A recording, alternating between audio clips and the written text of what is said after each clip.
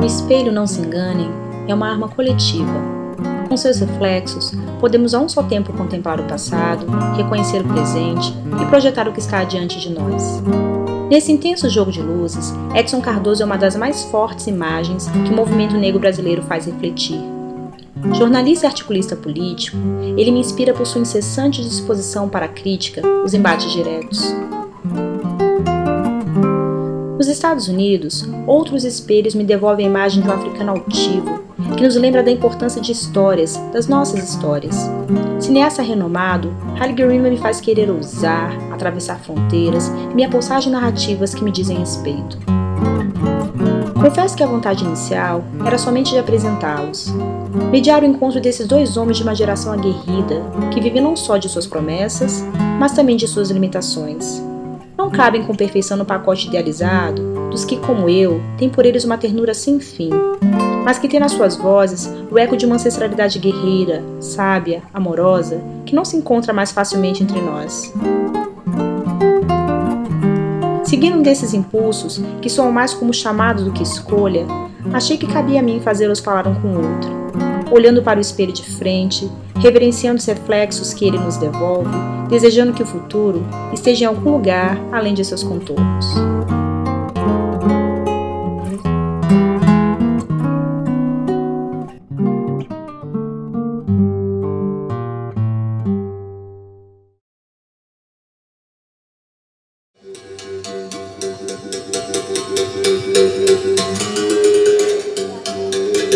Racismo não é apenas negar o salário devido.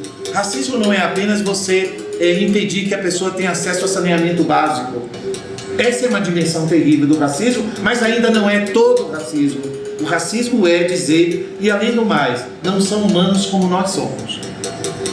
Por isso lhes cabe esta parte de tudo, esta ínfima parte de tudo. Not only the connecting part between black people, but what connects black people to the human race is resistance. Resistance is very universal to human beings.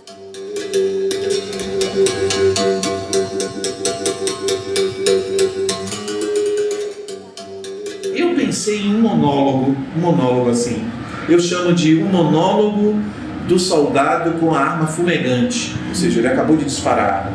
E ele vai assim para a parte de frente do palco e diz para o público que ele sim acabou de atirar naquela pessoa negra que está morta no chão e que ele é culpado por isso. Mas o que ele quer discutir agora não é isso. Ele quer discutir o seguinte: a pessoa que eu matei não foi morta antes pelos políticos brasileiros? Não foi morta pela televisão brasileira? Não foi morta pela propaganda brasileira? Não foi morta pelo silêncio das escolas sobre a trajetória histórica, os valores dessas pessoas, seu protagonismo, suas ações? Quer dizer, só eu mato? Ou seja, quando o soldado mata porque é parte de uma cultura que autoriza a matar e que mata nas suas práticas as mais inocentes, como você fazer um anúncio de um produto que o negro usa, mas o negro não pode participar. Então eu temo muito de se falar da violência policial sem a gente se dar conta de que a mesma violência praticada pela polícia é praticada por todos os outros âmbitos da sociedade. A polícia atira e mata, mas o publicitário que veste negro e gosta de jazz e fuma charuto cubano, formado em nossas faculdades de comunicação, também mata o negro nas suas peças publicitárias. To me, what happened is genocide is not only when you are physically killed. Genocide happens when you are robbed of your memory also. Because you can never find answer for the present circumstances. The present circumstances are processed by the past experience. And so memory is critical for black people. If black people don't own rockets or they don't have hydrogen bombs, what black people, in my view, what we have here in Africa, in Brazil, in the Caribbean, is the weapon of memory.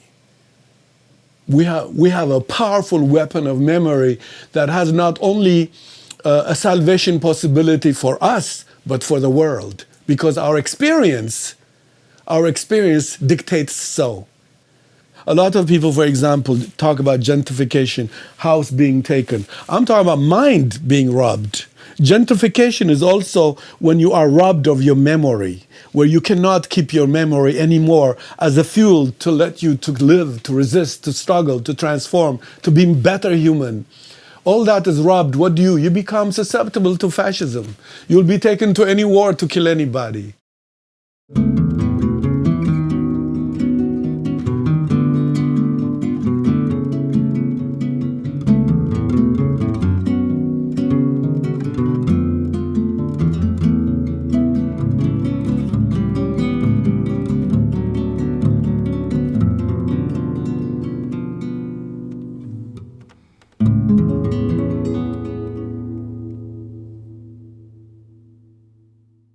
I was born in Ethiopia. My father and my mother, both teachers. My father is a playwright, traditional Ethiopian playwright. The kind of government we had at that time was a satellite to the United States. And so as part of that whole period, I also wanted to study in America theater and came to Chicago in 1967. When I first came and discovered African Americans in America, and the first introduction that I have of them is as my potential killers. The information I was provided that trickled in me consciously or subconsciously was that American blacks were criminal, that I would be a casualty of this people, to be careful.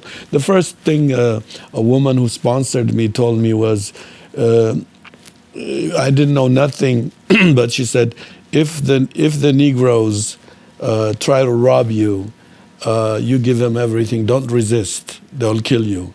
And I remember that was a very dramatic kind of information to be introduced to. And then I was, from then on, not because of that only, but because of the whole idea of slaves meant they were different people. I didn't even know they came from Africa. I'm 21 years old and yet did not know they came from Africa. For me, they were just called, at that time, all over the place, they were called as Negro Americans. So the Negro was something that sprouted out of these Americas. And so they were something you don't want to identify. It's like a leper colony. You know, because of my status as a student, I had to work. I did gardening outside the Illinois, in the outskirts of Chicago. And the racism I was confronting, it brought a major crisis in my idea of America. You know, my false expectation. The school was becoming more unacceptable for me, the role they give to black people in the theater. And so I just left everything and went to California. In fact, when I started filmmaking, I was accidentally just going in because I was in trouble in the theater department. I saw students making film and I said, this is powerful. Students make their movie. And at the same time, Angela Davis and the Black Panther Party, the Black Power is also big left and right. And, you know, gradually I just wanted to know black people.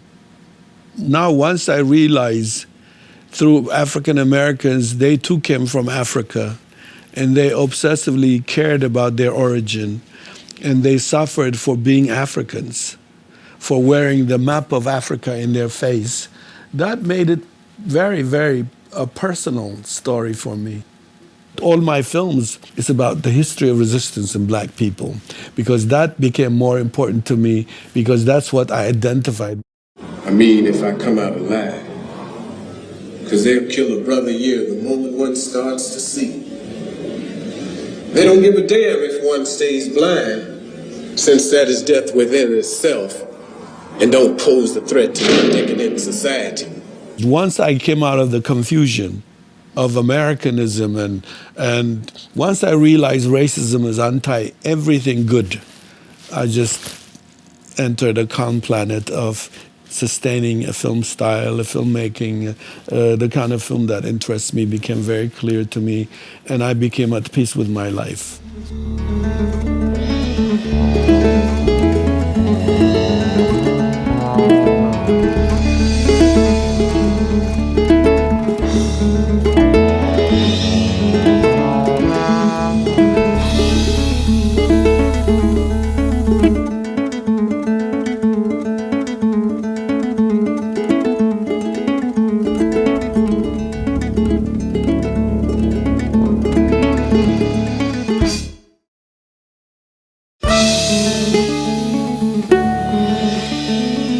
Em 20 anos eu editei 3 jornais, então sempre tive muita ligação com a circulação de informação, com a divulgação da notícia, com o estímulo à produção intelectual negra e com o exercício da crítica da grande imprensa, né? Eu nasci em Salvador, Bahia, em 10 de outubro de 1949. Meu pai é um operário gráfico e minha mãe costurava e trabalhava no Instituto Mauá. Eu acho que um episódio significativo é o fato de, na minha família, eu sou a pessoa de pele mais clara. Então, havia alusões sobre, nossa, esse garoto foi achado na lata do lixo. Então, isso de ser a pessoa mais clara, de talvez ter sido achado na lata do lixo, produziu em mim um fortalecimento dos meus vínculos com a minha família, de algum modo, na minha cabeça. Embora a opção pelo ativismo ela tenha demorado muito, eu era um estudante de literatura, fazia ativismo político, porque eu pertenço a uma geração que vivenciou desde os 14 anos a ditadura militar. Me envolvi em 74, 75 na universidade. Eu estava participando de um movimento estudantil, de greve, e acabei presidente do diretório da minha faculdade. Então fui adiando o encontro com o movimento negro. Na verdade, eu vou fazer movimento negro quando eu chego em Brasília mesmo, movimento mesmo, quando eu chego em Brasília. Eu cheguei em Brasília, aquela inquietação, retomei meus estudos aqui na universidade e conheci pessoas de movimento negro aqui, de Brasília, do MNU, que era recém-formado, né? Aí um dia eu fui numa reunião do MNU em que estavam chegando 2 pessoas novas, que me emocionou muito. Uma delas, que era uma empregada doméstica e que ia participar de sua primeira reunião. E aí eles falaram, a entidade, cada um falou, e eu peguei e falei, também falei para eles, né? Depois de ouvi-los. Tudo bem. Terminou a reunião, eu desci, e uma das pessoas, a Jacira, do grupo, disse que queria falar comigo. Aí eu perguntei, sim, mas o que era, Jacira? Ela falou, você se dá conta do que você falou lá em cima para aquelas pessoas? Eu não me dava conta. Essa que é a verdade. Quer dizer, ela falou para mim e eu não me dava conta. Você vê como é possível. É possível ler sobre a questão, é possível falar, é possível fazer palestra e não se dar conta disto que é ser um ativista de uma causa. É uma coisa que a pessoa precisa se dar conta. Por isso que eu não forço ninguém para militar. Porque eu não me dava conta. Estava ali, mas eu não me dava conta do que era. Aí ela falou e eu fiquei assim, mas como assim? Ela falou, não, você entende o que você falou para as pessoas? Que tipo de compromisso você estabeleceu com sua fala e tal? Aí lá vai ela falando. Eu vim para casa, nesse dia mudou tudo na minha vida. Muito forte e, não sei, uma coisa mágica, para mim uma coisa mágica, de que tem uma hora, de que tem um momento que você percebe plenamente que não há nada mais importante no mundo para fazer. Essa é que é a verdade. Há uma hora em que você se dá conta que nada, que viver é fazer isso, porque se não for lutar contra o racismo, a vida não tem sentido, pelo menos aqui nesse país. Eu acho que se não é lutando contra o racismo, a vida não tem nenhum sentido aqui. é uma forma de renunciar à vida, inclusive. Eu acho que é você aceitar uma condição inaceitável. Então, a partir daí, as coisas foram se fazendo. E, de repente, você percebe que dentro de você algo se fez na relação com os outros. Isso é o que eu quero te dizer. Não é algo de você individualmente, que é para curtição pessoal. Algo na relação com os outros. E aí eu passei a me sentir obrigado a... Por exemplo, hoje pela manhã, eu li os jornais, vejo aqueles corpos negros, vejo porcos devorando um corpo negro de 17 anos, em decomposição. E eu nessa hora, aí que eu digo que é o que começou nesse dia, eu já não acho que é outra pessoa que tem que fazer nada. Eu tomo a iniciativa de fazer. Se eu tenho que escrever, eu escrevo.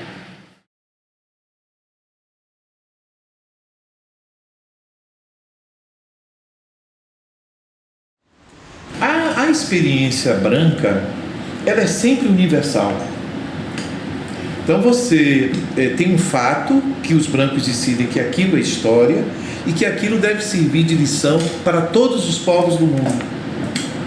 Quando é conosco, com os negros, aqueles fatos não devem servir nem para os próprios negros, em seguida são apagados. Então aqui no Brasil, quando nós nos interessamos, eu me lembro que quando eu estive nos Estados Unidos, eu passei por uma placa e me emocionei, que indicava a distância que nós estávamos de Montgomery. E eu fiquei emocionado, porque eu falei para as pessoas, nossa, nos anos 50, ali começou a trajetória da luta pelos direitos civis. O boicote ao sistema de transporte coletivo. Durante um ano, uma população se recusa a usar o sistema público de transporte que a discriminava, até conseguir que o Supremo revogasse a legislação discriminatória. Ora, por que esse episódio de um esforço coletivo de seres humanos por seus direitos, por sua dignidade, não pode servir na história dos negros da Colômbia, e não só dos negros, de colombianos, de brasileiros, enfim, de todos os povos do mundo? Por que nossa história não tem valor universal? Por que nossos esforços não podem servir de exemplo? Eu tenho que continuar estudando a importância da guerra de Salamina, por exemplo, de gregos e persas, e por que o confronto que se deu em Montgomery não é elucidativo de nossa trajetória, de nossos esforços? Então, primeiro, eu acho que há um acervo de luta nos Estados Unidos, da luta dos negros, que para mim tem valor universal e que deveria servir de referência não só para os negros, mas para todos. Isso não se passa, não se passa. Você vê que da África do Sul, o que passa é a figura de Mandela perdoando. Mais nada. Toda a luta da África do Sul, ela não chega aqui. Então há algo que bloqueia na diáspora nosso acesso à nossa própria experiência no mundo, e que não serve só para nós. Eu sempre digo, em Palmares, vejam só, em Palmares, à noite última, você resistiu praticamente desde 1530, você construiu uma resistência de mais de 20 mil pessoas. Naquele momento, eles não eram só pessoas de pele escura, eles eram seres humanos que compreendiam a dignidade de suas vidas, de sua cultura, de seus valores, e que não iam aceitar ser escravizados. E estava falando para quem? Estava falando para nós, para o futuro. Nós morremos, mas não seremos escravos. When Africans and African Americans could never get together so long as black people never are humanized. Humanization is also their capacity to fight back. But if you portray a whole race of people docile, they never fought for their freedom, Lincoln freed them, etc., etc., then many Africans don't want to identify with a slave race that is born to be slave. So, oh no, but these people were fighting from Africa. In the boat they were fighting, they were committing suicide, they were killing people to be free, they went to the plantation, they were running away from slavery, and then you say, these are heroic people, and you want to identify. Otherwise, you know what, slavery, the history of slavery from white supremacist point of view, what it has done is it made black people non-human. Because if you never fought for your freedom, it means you don't have the human capacity. You're not human. And so that dehumanization, I know, was why I was embarrassed to identify with black Americans. Resistance is as human as anything. It's a very spiritual thing. In fact, when I did Sankofa and came out, I made a film saying it's a resistance film. And black people said it's a spiritual film. Everywhere in America. And I said, damn, they're right. To resist is to spiritually assert your aura, your psyche, to defend your spirit.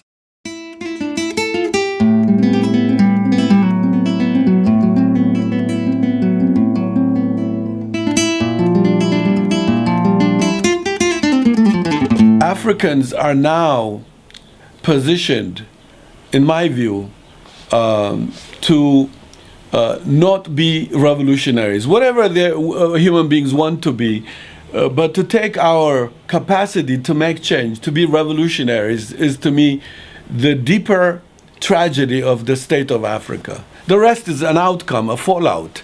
We are living concurring the stereotype figmentation of Europe's idea of us. You know, when Nkrumah came, Europeans didn't know how to classify him. He's not the buffoon. He's not the psychologically demented, self-doubting African. Lumumba, he had vision. He didn't want to imitate like, monkey does, monkey do. He said, I know which way we should go, given our circumstances. Even if it's not absolutely correct, the right to experience, experiment our own vision is the most prevented part of Africa's reality. These are different Africans. We don't have them now. We have passive, docile imitators. We don't have innovators as leaders in the leadership position of Africa. No wonder we are just at the mercy of the interest of Europe and America. In South Africa, for example, the whites are now saying, you see, if you have lived under our administration instead of these African leaders, you will not have this economic problem. So they're exposing this elite they created, this neo-colonial dysfunctional elite, saying, you know what, you see, your own black leaders don't do good for you. In fact, they're making you look like the rest of Africa. This is what I hear when I go to South Africa. I always hear on the radio whites saying, you black people are taking this country into the rest, making you look like the rest of Africa.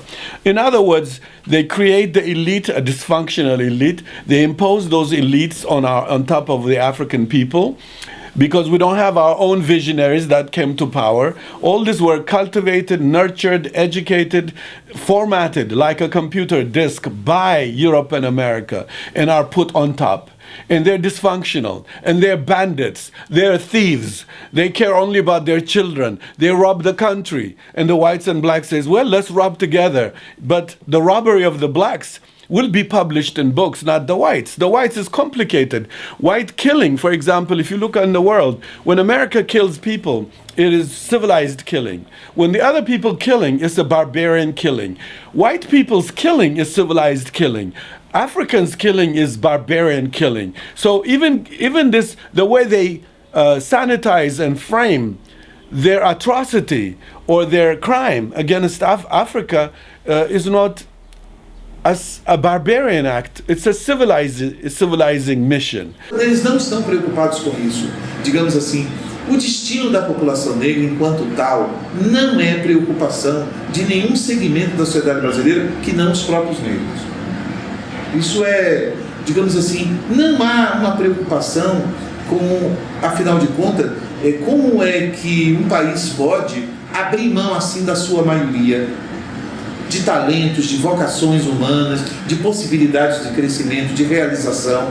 Parece que o nosso movimento político negro, as nossas entidades, o faccionismo que impera entre nós, grupinho aqui, grupinho aqui, grupinho ali, não compreende que qualquer mudança que venha de fato a beneficiar o negro, de fato, não de papel, será protagonizada pelos próprios negros, será conduzida pelos próprios negros. Quando você diz que estamos conquistando algo e esse algo é de papel, é uma referência, uma autorização legal para que se haja, para a população negra isso não significa nada, porque nenhum outro segmento da população brasileira experimentou a inutilidade da isonomia, a inutilidade das normas, como nós experimentamos. Então, se é de papel o reconhecimento de nossos direitos, nós experimentamos isso desde que há papel legal no Brasil. Não. Por exemplo, a Constituição de 1824 proíbe os açoites e as penas cruéis. Em 1824. E em 1910 estávamos fazendo uma revolta para combater a chibata, já na República. Então, não, de que estamos falando quando falamos de direito de negro, reconhecimento de direitos do negro no Brasil? Estamos falando de nada. Ou seja, estamos falando de algo que qualquer policial na esquina rasga na sua cara. São reconhecimentos de pouca praticidade. Houve uma modificação da lei do divórcio no Brasil agora. No dia seguinte, os casais estavam procurando os cartórios para se divorciarem segundo a mudança na legislação. Mas se o que se aprova é um estatuto da igualdade racial, no dia seguinte não há nada. Nenhuma folha se mexe. Nenhuma pessoa negra se acha com direitos a partir daí.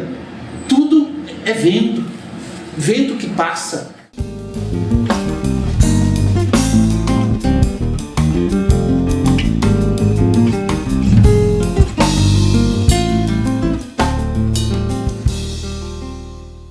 As universidades brasileiras que instituíram as cotas, ao introduzir negros, não se muda como escola. Seus paradigmas de conhecimento são todos construídos a partir da Europa. Então os negros entram para uma educação de ensino superior que não se altera por conta da sua entrada. A editora da universidade não passou a editar autores que ela não editava, por exemplo. Continua até editando poloneses. Mas na África não há nada que permita ser traduzido. E autores negros de outros lugares, de toda a diáspora. Então você permanece com um paradigma a partir do qual você constrói conhecimento, todo ele marcadamente europeu. Então essa universidade que nós queremos é muito pouco universal. Ela é extremamente restrita. Bom, aí é isso que vai ser a educação dos negros lá. Então você não percebe que a universidade fez nenhum esforço para receber alunos negros em mudar-se. Eu digo mudar no sentido epistemológico, que essa é a discussão. Os negros não querem só ir a essa universidade. Eles querem construir uma universidade que permita ajudar na construção de uma democracia pluralista. E isso começa quando você põe em xeque os paradigmas de conhecimento. Então, não se trata apenas de colocar negros, os negros fazem um curso e vão trabalhar. Não é isso, não é essa a questão. A questão é bem mais embaixo.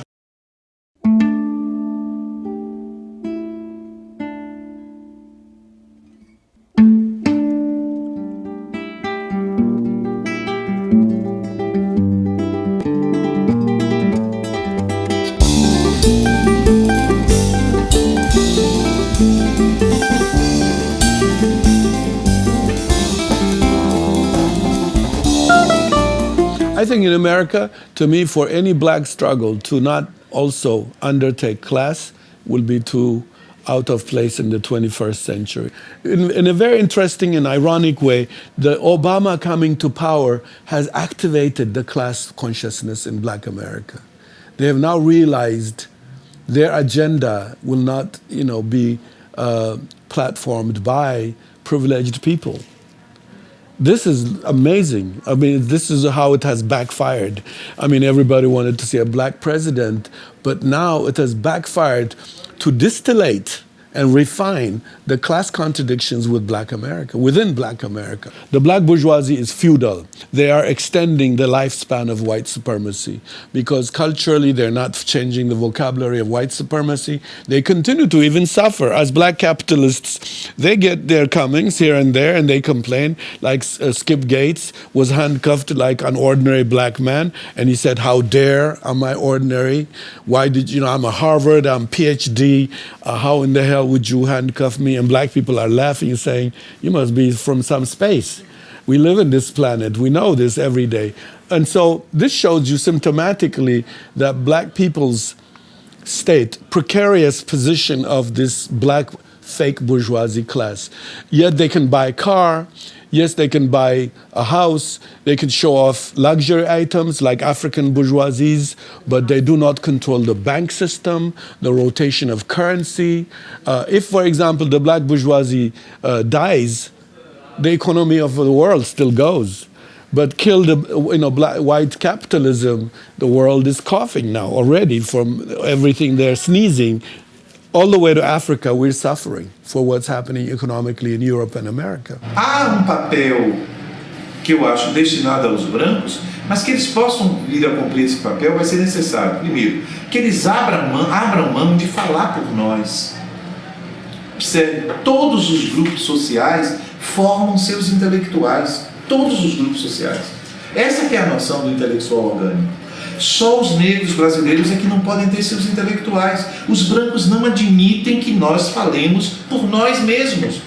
Eles querem sempre falar por nós. Então, não é possível que a gente possa vir a estabelecer aliança com setores brancos que não querem deixar de nos dizer como foi a escravidão, o que é ações afirmativas e o que é o futuro para nós. Ou seja, parem de falar por nós.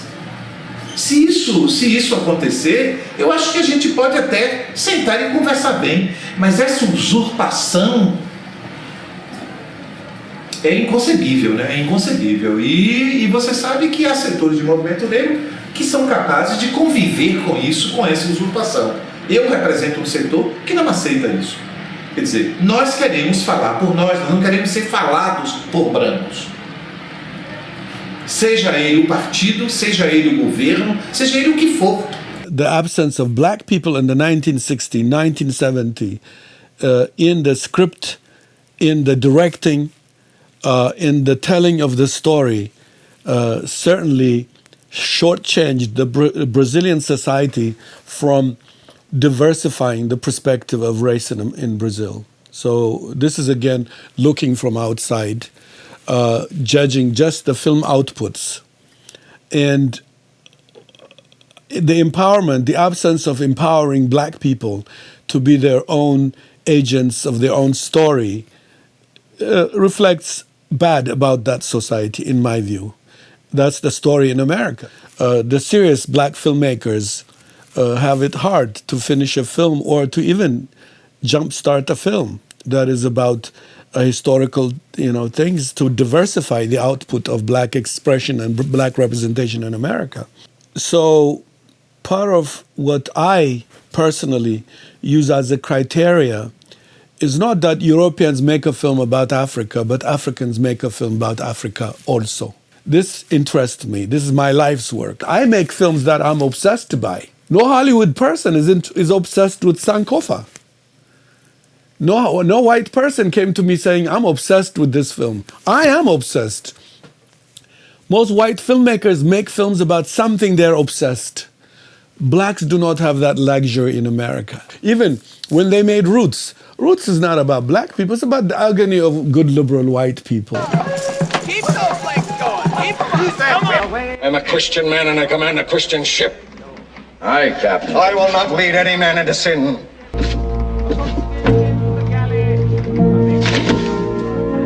I'm against slavery. Oh, what can I do but still have to sell to live?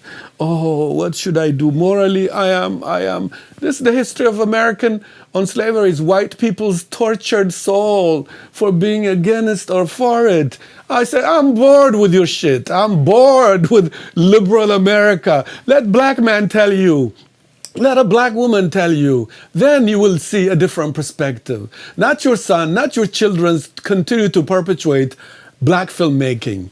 So is in Brazil more because white Brazilians, I believe the liberal white Brazilians are sophisticated politically and culturally to manipulate and factor themselves factors themselves as mediators of culture, superimposing their notion of what should be discoursed, what movie should be made. And to me, that is very transparent. Whatever they think, whatever they will say to defend this issue, I will see a movie and I know what power is behind it. And this is what I see in a movie like City of Gods. You know there's liberal white perspective from producing, distribution, to the concoctation of the narrative device. They are operating by stereotype, mindless black characters, petty bourgeois, middle-class white kids going to the ghetto, making a film about irredeemable black people, like Hollywood's films about the ghetto, where the ghetto is all killing. And it's a perspective of an outsider, in my view. I live in the inner cities here in Washington, D.C. The human story that should be in movies are not readily in films in America. I see not only killing, but I see living, I see struggle, I see a dimensional human existence in the black community. O racismo, ele não está no meio de comunicação quando se tematiza o negro. Exatamente onde o negro não está e onde ele não está sendo tematizado, o racismo é muito mais forte. Digamos, você não precisa estar falando sobre o negro ou estar o negro numa condição inferior na cena para que a cena seja racista. Ou seja, como você consegue, numa sociedade de maioria negra, fazer uma novela sem negros, não precisa dizer mais nada. Então, é só ligar a TV que você está submetido a uma intensa propaganda racista. De qualquer ângulo que você olha a TV, ela é propaganda de racismo. Ou seja, ela é estigmatização dos ausentes. Ela é afirmar que os que não estão ali, não estão, porque não são humanos como aqueles que estão ali. Essa aqui é a verdade, né? E é essa a lição que as pessoas aprendem. Quanto mais, e precisamos ver o impacto disso no mercado de trabalho, ou seja, quanto mais precisamos ver o impacto disso na ação policial, né? Na abordagem sempre dura, sempre desumana com que a polícia e os agentes dos estados, esses agentes fazem com a população negra. A minha cidade tem mais de 700 favelas, quase todas dominadas por traficantes armados até os dentes. É só nego de R-15, Pistol Uzi, HK e por aí vai. No resto do mundo, esse tipo de armamento é usado na guerra. Aqui, são as armas do crime. Fala agora! Fala agora! É agora! Fala agora! A produção cinematográfica atual que trabalha esses conteúdos de corrupção policial, de segurança pública, de violência, esses filmes, eles não estão aí para pensar essa realidade da perspectiva dos negros. Por exemplo, nós não temos um filme em que o protagonismo seja de mães negras que pudessem estar falando do que são essas vidas ceifadas entre 12 e 23 anos, sistematicamente. Não temos esse tipo de filme.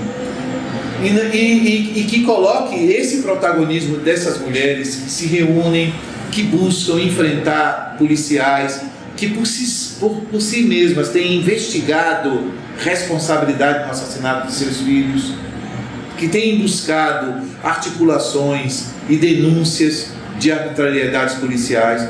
Isso, até agora, não é uma preocupação desse cinema que no Brasil tem feito algum êxito por trabalhar a violência urbana, o narcotráfico, a corrupção. Não, é uma ótica branca de tudo isso, em que os negros aparecem baleados, matando ou morrendo, mas os negros não aparecem no plano de mais reflexão ou de protagonismo. Esse aqui é meu primeiro livro de verso, Ariel da Sevice, falando da tortura, é todo dedicado à tortura. Esse primeiro, vivíamos sob uma ditadura. Mas há aqui poemas dessa perspectiva do ser torturado e tal. Há poemas para minha mãe, mas minha mãe, assim, do quarto para o corredor, do corredor para a sala, da sala para a cozinha, da cozinha para o quintal. Do quarto para a cozinha, do corredor para a cozinha, da sala para a cozinha, do quintal para a cozinha. E, finalmente, da cozinha para a cozinha. Então, é assim que eu via minha mãe caminhando como dentro de uma gaiola. Women are the casualties of war, not physical killing war like in Iraq and Afghanistan, but also in cultural war. Women are the casualties because in capitalism, women are also the objects of looting. The spirit of women is looted all the time in cinema. Capitalism sells everything from sandwich to car by discombobulating or decapitating the bodies of women as a point of marketing. So that's the general climate of capitalism in America is based on selling the bodies of women to sell not only sex, but violence, but clothing, but everything. Now, this vocabulary demands the dictatorship of blonde hair, blue-eyed, brunette, straight hair white people. So marketing amplifies automatically the beauty standard of white supremacy. Black women have it bad. In sexual terms, she's stereotyped. For example, occupationally, by and large, she is the servant. She is the surrogate mother to depressed white women, to depressed white men, to little white boys' plantation, white boys, when they grow up, the surrogate mother is the black woman. A woman who does not humanize us by knowing her children, her own story.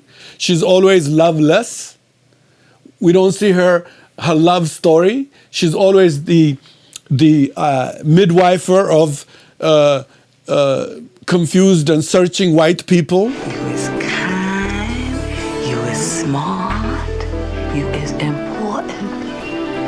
You is smart, you is kind, you is important. Oh, that's so good. In that dichotomy, she's remained disfigured, unquenched as human being, ungrafted to reconstruct her humanity. Not that black filmmakers are doing better. In fact, black filmmakers in America now are objectifying black women more by utilizing white supremacist vocabulary of the beauty of standard and the right to love. We have seen more black men who've made movies who've done more damage, because to me, an alien damaging you is one type, but your own people damaging you is permanent. Essas desigualdades que nós temos, ela se fez com base no racismo e no sexismo. Então, não se trata de existir sexismo numa sociedade e esse sexismo ser tão profundo a ponto e ser uma estigmatização de tão longa duração a ponto de estruturar desigualdades e ele não existir no meio negro. É claro que sim. Eu acho que o meio negro ele não está fora dessa sociedade. Então, quando nós dissemos que racismo e sexismo estruturaram as desigualdades da sociedade brasileira, nós queremos dizer que ele está em todo lugar. Ele é parte das relações sociais como um todo, inclusive na relação entre o homem negro e a mulher negra. A gente pode se encontrar e se encontrar de um modo contraditório, inseguro, não convencido de que convive com o outro, de que deve ter de nós respeito, carinho, atenção, cuidados e igualdade no trato e respeito, equidade. Muitas vezes você pode ter introjetado que, afinal de contas, se trata de alguém inferior, menos humano e que, portanto, a violência, decidir sobre quando espancar é um critério meu, que eu posso fazer isso a qualquer momento, porque uma pessoa inferior não é uma pessoa. Não se trata de verificar eventos nem casos isolados, se trata de uma crítica radical a essas ideologias desumanizadoras do sexismo e do racismo e constituir, estabelecer formas de convivência diferenciadas e mais humanas.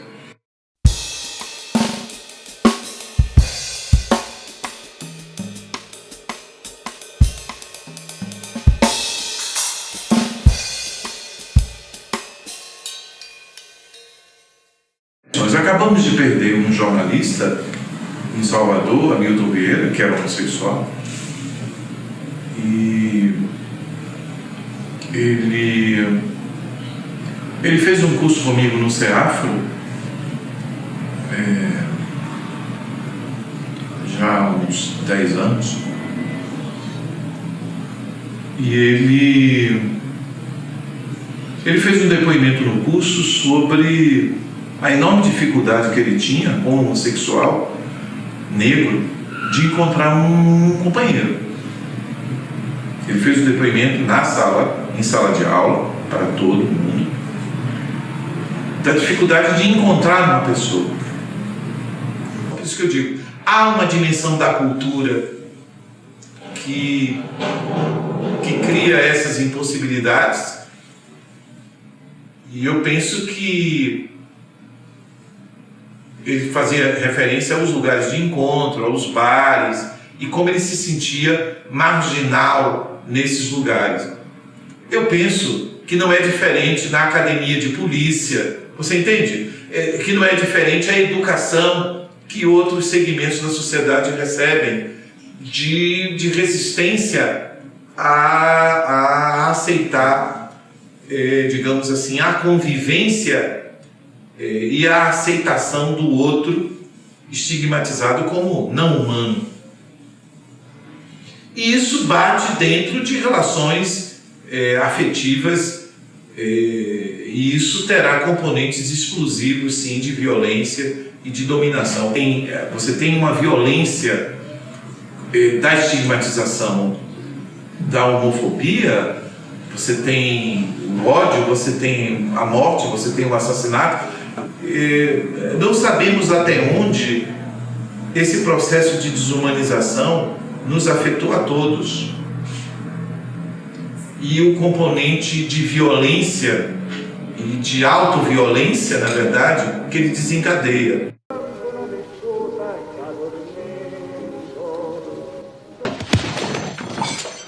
É assim mesmo!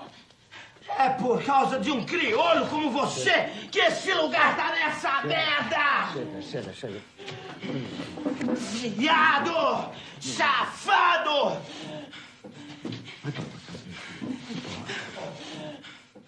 To me, I think the biggest thing black people should do, in my view, is to not be like fascist people, to create revolutionaries, like you go into a laboratory and create them. I think it's when you are discontented with society, present your discontent for debate, discussion, and knowledge.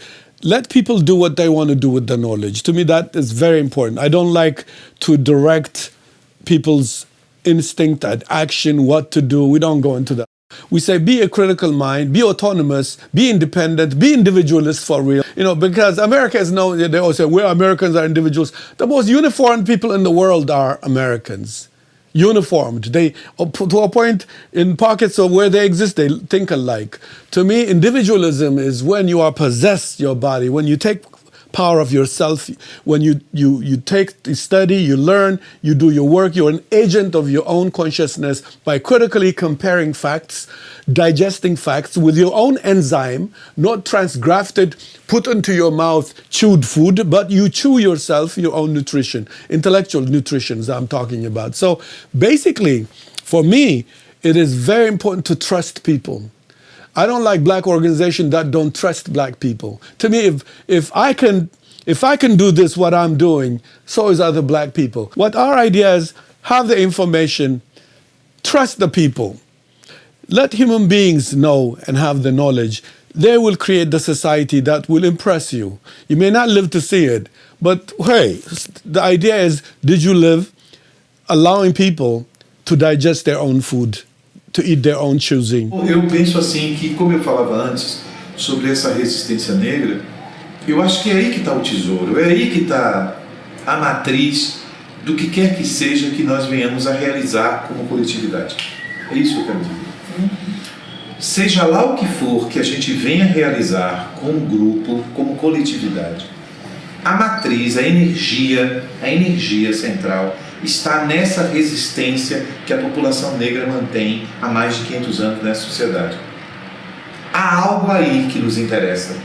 Há algo aí que conhecemos pouco. É claro, conhecemos de nossas famílias.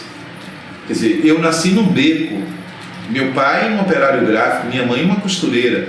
Eu sei o que é resistência familiar, com dignidade, esforço de trabalho. Mas eu penso que, como grupo político, temos trazido para a mesa da discussão política muito pouco esse tesouro que é a resistência negra. Nós falamos de muita contribuição do negro à cultura brasileira, mas nunca destacamos essa que me parece a mais importante. Mais do que religião, mais do que afeto, mais do que tudo, aqui para mim, a nossa maior contribuição foi a nossa capacidade de resistir e de continuar e de sobreviver.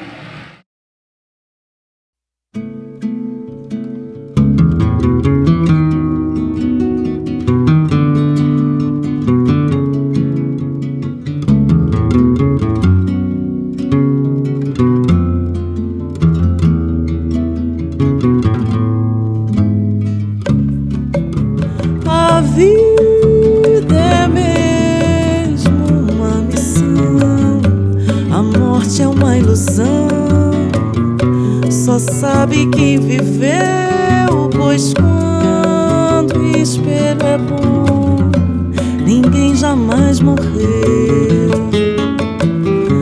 A vida é mesmo uma missão,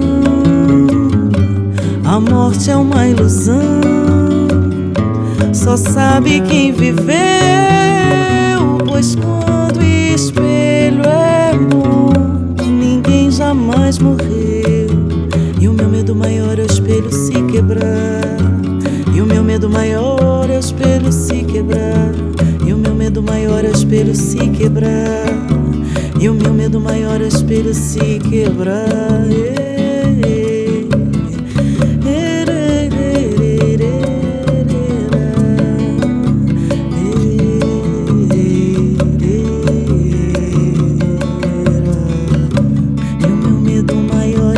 se quebrar.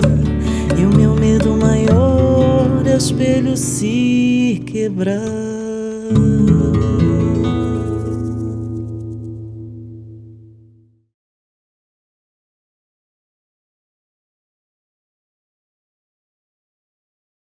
Falei agora, tipo assim, terminando, entendeu? I'm tired. Battery died.